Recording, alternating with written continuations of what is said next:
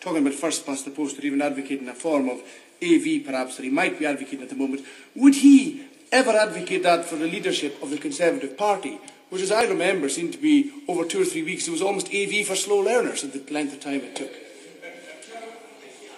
Actually, it was a very sensible system, not dissimilar to the system that they operate in France. Basically, you have one election, and then the person who got the fewest number of votes drops out, and then you have a completely fresh start with a fresh ballot.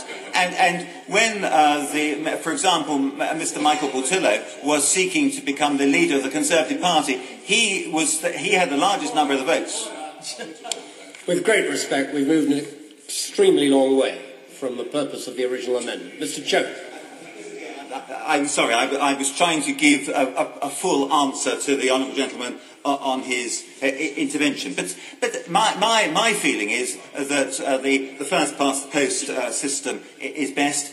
I understand that the system that we've got in this bill is a similar system to that which is used for deciding the winner of the Eurovision Song Contest. So if the Eurovision Song Contest voting system is the one that's contained in, it's going to find a lot of support with the people out there.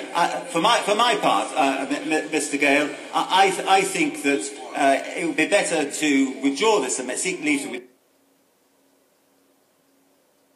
withdraw this amendment, think again about whether we want to bring forward an amendment at report stage to introduce an alternative identical to that which is in London for the sake of consistency, and in any event to reflect upon the pertinent points which have been made in this debate, and to seek to consider further whether we wish to adopt what used to be the old Labour Party policy. And I think that's the Achilles heel, I'd be the first to admit, of my proposed amendment. I seek leave of the House to withdraw it. Is it the committee's wish that the amendment be withdrawn? Amendment by leave withdrawn.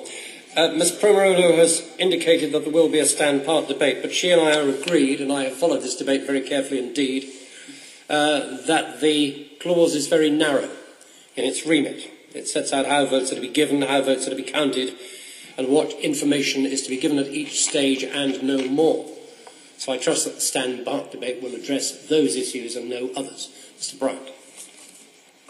Thank you, Mr. Gale. I presume that the Minister was going to be moving the motion first, stand-part. But however, there are several provisions in obviously the most